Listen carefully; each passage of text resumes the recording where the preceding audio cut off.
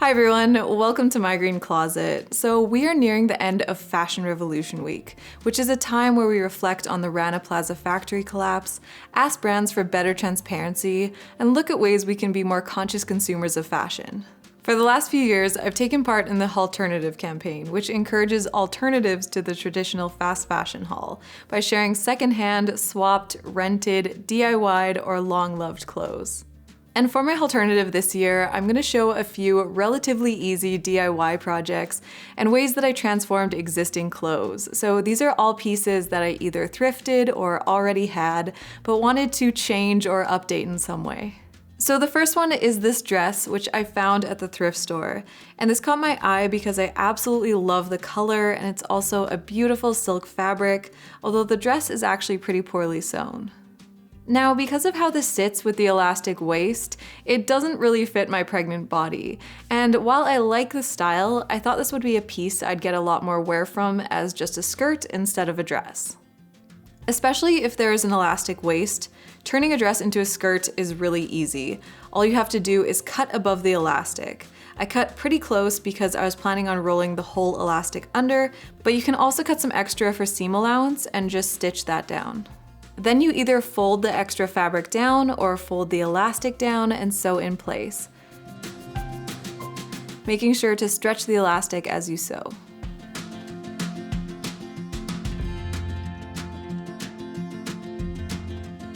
It's a really easy way to change up a dress that you would prefer better as a skirt. I didn't want the top piece to just go to waist, so I thought I'd make a little boho crop top by adding some ruching. And this is a very easy way to make a piece more fitted, or if you want that ruched look, and easy to do even if you're not a big sewer. So you need a garment that is looser than you'd like. And because I just cut this top off, I first needed to hem it.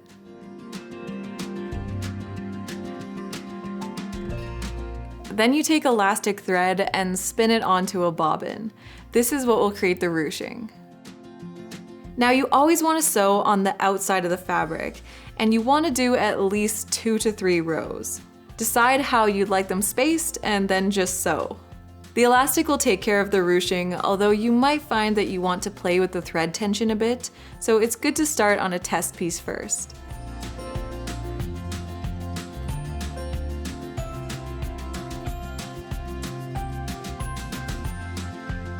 Here is the result. It's now a cute two-piece, which I think makes it more versatile, although I'll probably wear the skirt a lot more.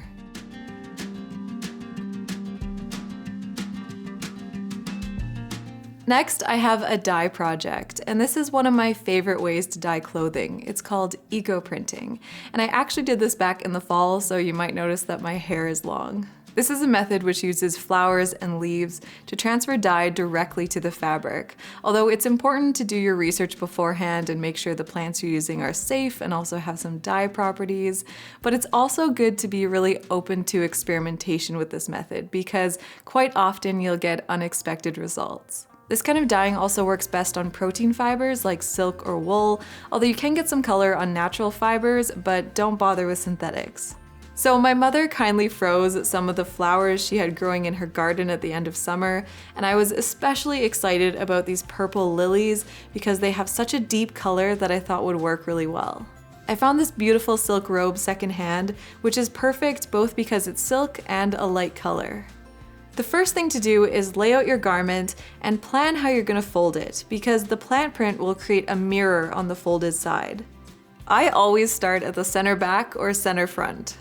Then lay out your flowers or leaves however you'd like. And fold it together. You want to end up with a width that will fit inside a large pot.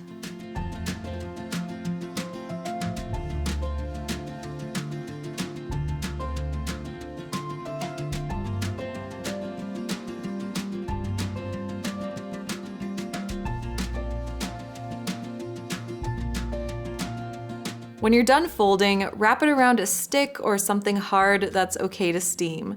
You can use a stick that you found outside, and it can actually help the dye or add some color of its own. Roll it as tight as you can and then use elastics or thread to secure it. As you can see, since the lilies were frozen, they're already starting to leak some dye as they thaw. Then it needs to be steamed. I wrapped my garment around the handle of a spoon to elevate it out of the water, but you can also use a steaming basket. My bundle is actually too long though. Ideally, you should be able to properly close the pot for the best steaming. I like to steam it for at least an hour, but longer is better. And after you're done steaming, let the bundles rest for at least a few hours, ideally overnight or for 24 hours. The longer it rests, the deeper and more color fast your prints will be. Then it's time to unbundle it and remove the plant materials.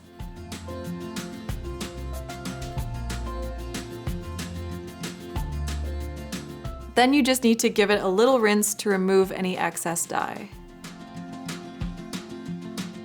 I actually did 2 of these, the robe and a shirt, which I had previously flower printed a few years ago. It's always fun to take them apart and see what happened, and I love the organic look of the prints and colors.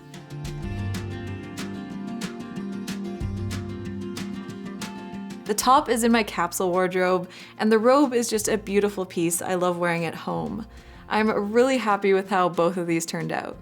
The colors don't usually last forever, and it's interesting to see how they change or develop over time, but you can always do this method and dye it again whenever you want. And the next project I did was changing the sleeves on this dress.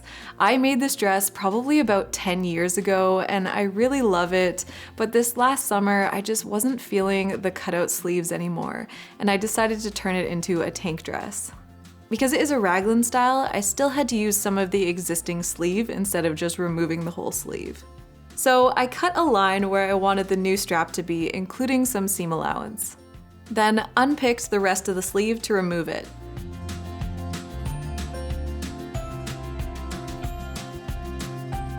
Then all I had to do was turn in the seam allowance and stitch it together. And to finish it off, sew down the seam allowance from the unpicked part. Here's how it ended up. It's just a simple tank dress, but it gives this piece I've had for a decade a totally new feel, and I'm excited to wear it for spring and summer again.